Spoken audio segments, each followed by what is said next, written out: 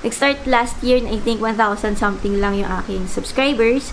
Alam mo yun, parang every time they would ask me for advice and all that. For me, yung trust na binibigay nitong mga taong to sa akin, it means a lot. Yung aking YouTubing journey, hindi siya madali. It's not a walk in the park. So even though we make all the plans and we feel like na-iron out na natin lahat, at the end of the day, it's still God's will na mag-prevail or yun yung mangyayari talaga. Just the fact that you woke up every day for the past 365 days of 2020, that's a big deal. Hi guys, this is Ayin and welcome back to my channel.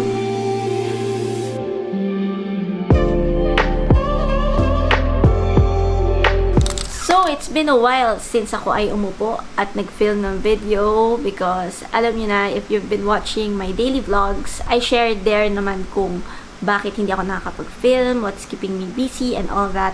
Pero to officially start the new year dito sa ating channel, naisip ko ako ay gagawa ng sit-down video today and we'll do a recap of 2020, the good things that happened last year, and as well as yung aking mga learnings and realizations for the past year. So if you guys wanna know what these things are, then just keep watching.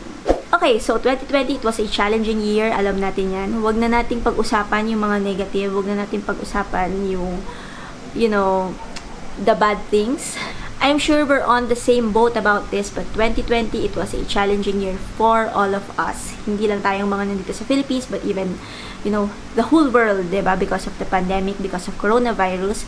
And dahil doon, gusto ko na siyang iwan sa 2020. Although it's still ongoing, guys. The pandemic, it's still here. We're still, you know, the virus is out there.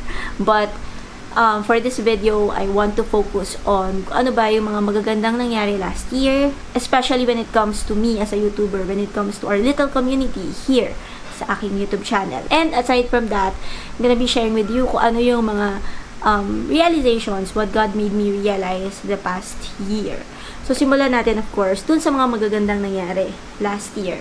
So, at the start of 2020, I did a whole 2019 realizations and plans video, and I laid there the plans that I have for 2020. And marami akong plano, di ba? Meron ako doon, sinabi ko, more planned shopping videos, collabs, what else? Basta more lifestyle videos, I think, nasabi ko rin doon. But nga, of course, because of what happened, because of the pandemic, because of, you know, the lockdown, the quarantine, ay hindi natupad yung mga yon.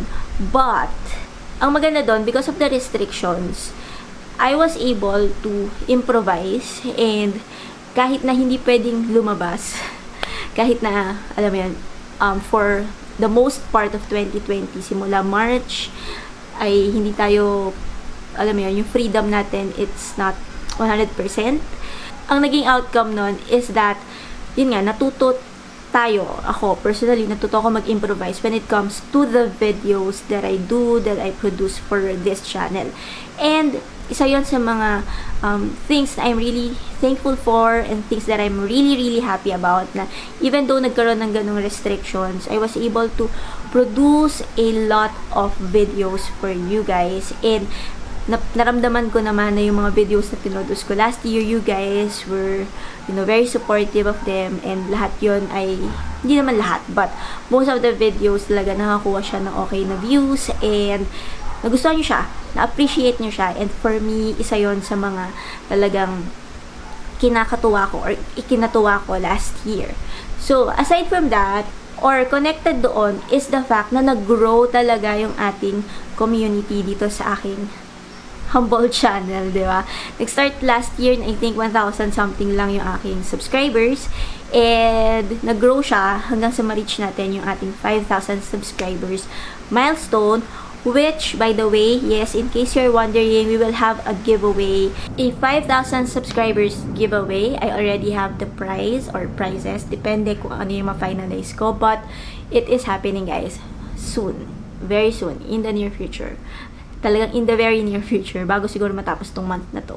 So, ayun na nga. As I was saying, na-achieve natin yun, and sobra akong masaya about it. Alam niyo yan. Dahil, if you watch yung aking YouTube journey video, na-explain ko naman doon na yung aking YouTubing journey, hindi siya madali. It's not a walk in the park. It's not like other people's journey na tipong, alam mo yun, nag-upload sila ng 1 or 2 videos and then in a snap, they got all the followers or the subscribers that they need. They got monetized agad. Alam mo yun, naka-earn kagad sila sa YouTube. Yung akin, guys, hindi siya ganon. So, if you guys haven't watched yung aking YouTube journey video wherein I shared everything, I explained everything up to kung magkano yung aking first YouTube sweldo, then I'm going to link that in this video so you can watch it later. Pero ayun na nga, hindi siya naging madali. So, every time na ako ay makaka-achieve ng isang milestone, kahit kaano yan kaliit sa mata ng ibang tao, for me, that's a big deal. And for me, it's something that I really appreciate because I know na I worked hard for it. So, isa talaga yan sa mga sobra akong naging masaya, isa sa mga sobrang magandang nangyayari last year. Okay, so the next good thing that happened last year is that for some reason, I gained more friends last year than I did in 2019. And although online friends lang sila, alam mo yun, para sa akin, blessing sila ni Lord. Kumbaga hindi aksidente na na-meet namin ng isa't isa online and nag-grow yung friendship. So, I'm happy sa mga friends ko na na-meet online and ang weird lang na hindi tayo pwede lumabas, hindi tayo pwede makipag-interact with other people because of social distancing and all that. Pero parang mas nag-grow yung network. Mas, yun nga, dumami pa yung friends kahit na maraming mga ganyang restrictions, diba? So, ayun, masaya ako about that and I'm really thankful sa mga na-meet ko online and naging friends ko, mga nakakausap ko sa DMs, sa PM, mga nag-share sa akin ng stories or yung mga alam mo yun, yung mga na-meet ko na let's say, nagtanong lang sila sa akin ng isang plant ID and then alam mo yun, parang every time they would ask me for advice and all that. For me, yung trust na binibigay nitong mga taong to sa akin, it means a lot. So, yun, sobra akong thankful for you guys. If you're watching, kilala niyo kung sino kayo. So, maraming salamat for the friendship. Thank you for, the trust that you give me when it comes to advice, especially regarding plant parenting. So, another good thing na nangyari last year is, nabanggit ko rin to sa aking YouTube journey video, and that is getting my first ever YouTube sweldo, YouTube salary. It was my first ever, so very memorable siya. Talagang binlog ko siya, and yun nga, I explained the process, how I got it, when I got it, and all those stuff. So, again, that video will be linked here in case you haven't seen it. Okay, so yung focus ko talaga dito is, of course, yung sa YouTubing ko lang. Marami pang ibang nangyari when it comes to like personal stuff, personal matters, like, syempre, yung fact na wala sa aming nagkaroon ng COVID sa family ko, sa extended family. The time spent with the family, naging mas valuable siya. Yung relationship with the family, mas nag-grow, mas naging stronger. And bukod sa family, of course, yung relationship with God. So, last year na-form yung aming discipleship group, and it's our spiritual family, yung aming support group when it comes to our journey, when it comes to our walk with the Lord. And, alam mo yun, dahil doon talagang nakatulong yung group na yun for us to really be better Christians and to be better stewards of God. Not just when it comes to our relationship with our family, but also when it comes to handling our ministry, which is nga the group. So, ayun, which leads me now to kung ano ba yung mga naparealize sa akin ni Lord last year. So, the first one is, of course, na very, very, very, very short ang ating time dito sa mundo na to. So, sabi nga, diba, time is a currency. So, spend it wisely. The whole pandemic coronavirus situation, it made us realize how short our time here on earth is and how very unpredictable life is, diba? Alam naman natin na a lot of lives were lost last year and merong mga unexpected na deaths because of the virus. So, it's kumbaga an occurrence or something na na-experience nating lahat. Kung hindi man natin na-experience with our close family members, pwedeng hindi natin close family members, pero for sure meron tayong kilala, either kamag-anak yan ng kaibigan natin, or someone na sobrang distant na sa ating network, na alam mo yon, they died last year, and it just made me realize again how short life is and how unpredictable life is, because we don't know what will happen tomorrow. We should always value the present, because kaya nga siya tinatawag daw na present, because it's a gift. We should value it. Yung time natin here on earth now, we should spend it wisely, and we should make it worthwhile.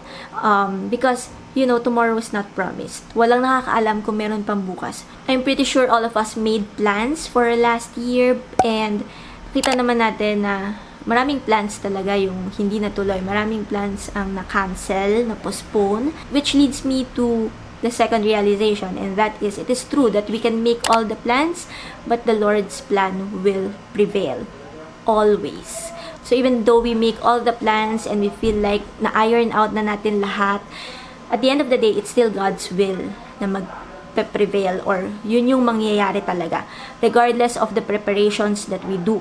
So, gaya nga nung sa akin, sa aming personal experience dito, alam nyo naman na kung gaano ako ka-excited sa aming supposedly ay out-of-the-country trip at the start of the year. But then, even though we were able to fix everything, as in lahat ng requirement na ayos namin, nakuha namin lahat ng papeles na dapat, as in 2 days before 2 or 3 days before yung scheduled namin na flight, biglang nagkaroon ng quarantine, ng lockdown. So, hindi kami natuloy. So, that's just one of the many instances in our lives na marirealize talaga natin na, alam mo yun, we can make decisions, we can make plans, but still, if it is not God's will, hindi siya mangyayari. Kasi God answers prayers in 3 ways nga, diba? He answers it with a yes, a no, and a wait. And sometimes, feeling natin yung no, pag no yung answer ni Lord, pag hindi siya natuloy, may tendency tayo mga tao na isipin na it's not an answered prayer, but it is. And most of the time, God says no or wait to protect us. And I believe that's exactly what happened with us, with our plans being canceled for this year, or yun nga sa start of the year, when it comes to going out of the country, because He wants to protect us. And with that, I'm so grateful. Yes, nalungkot ako noong una, meron pa akong vlog doon, diba? Ewan ko kung napanood nyo na yun. Pero, nalungkot ako. Syempre, tao lang, malulungkot. Kasi, normal yun, di ba? Malulungkot ka kapag merong hindi nangyari. But, at the end of the day, it's about bouncing back. And it's about, you know, introspecting or thinking about what God is making you realize at that moment when that thing happened, or when you experienced that thing, di ba? So, the next thing that I realized, in connection with the first two na kakabanggit ko lang, is to be obedient to God's will. Kasi pag meron kang bagay na gustong-gusto and finorce mo yung sarili mo, or finorce mo yung situation, ginawa mo ay gumawa ka ng sarili mong way, or kinontrol mo siya, tinry mo siyang i-control, most likely it will not turn out good. Magkakaroon siya ng bad result. Hindi mo man maramdaman yung bad result at the moment, at that very moment, pero in the long run, magkakaroon yan. So, it's really important na obey God in everything. Not just when it comes to plans, but also when it comes to like following rules, ganyan, yung mga laws. Yung ating government dito sa mundo, yung ating government dito sa Pilipinas, even though we don't like all the rules, pero sila yung, kumbaga God's appointed authority sa atin. So, even though we don't like them, well, personally, I don't, but anyway, even though we don't agree with them all the time, alam mo yun, we have to follow, because following them is also following God. It's really about obedience. And I think ang magandang nangyari this 2020 is, I believe, a lot of us, I'm not saying everyone, but a lot of us became more disciplined. Disciplined not just when it comes to following the rules and, you know, laws when it comes to, let's say, the community quarantine and all that, but disciplined also when it comes to our health, diba? Mas naging health conscious tayo, mas naging disciplined tayo with how we treat our bodies. Kasi nga, ayaw natin syempre na magkaroon tayo ng sakit, or gusto natin na kung makuha man natin yung virus, is we will be able to, you know, fight the virus, yung body natin. So, ayun, isa yun sa mga importanteng, kumbaga, realizations na I'm sure ay lahat tayo ay nagkaroon the past year, di ba? And the last thing na na-realize ko with what happened last year is, of course, God's faithfulness sa atin and how He loves and blesses us so much. The fact na you're watching this means you overcome and survive 2020, and that in itself is something to be grateful for. And na marami talaga tayong pwedeng ipagpasalamat kay God. Na alam mo yun, everything that we need, we already have, and everything else is actually excess lang, clutter. And isa yun sa mga naparealize talaga sa akin ni Lord. That you will really find joy in the simplest things. Kasi yun lang naman talaga yung kailangan mo. And you would be able to realize that and to have that kind of perspective if you live your life with an attitude of gratitude na tinatawag. Wherein you are grateful for every experience, for every circumstance, for every, gift, big or small, na nare-receive mo. Just the fact that you woke up every day for the past 365 days of 2020, that's a big deal. You know what I'm saying? So, yun. Isa yun talaga sa mga, probably the biggest thing, the one na I'm so thankful for, na na-realize ko the past year. So, that's it guys. That's it for this video. Pagpasensya nyo kung marami kayong naririnig sa paligid, maraming mga kaganapan, maraming mga nagaganap, maraming ingay. But, yeah, hope you guys like this video. And let me know in the comment section kung kayo, based on your experience last year, ano yung, kumbaga, biggest learning ninyo or realization. Yeah, share it down below. And yeah, hope you guys like this video. If you did, don't forget to hit the like button, comment, and of course, subscribe to my channel if you haven't already. And I don't have anything more to say. Thank you guys so much for watching. See you guys again in my next video. Bye!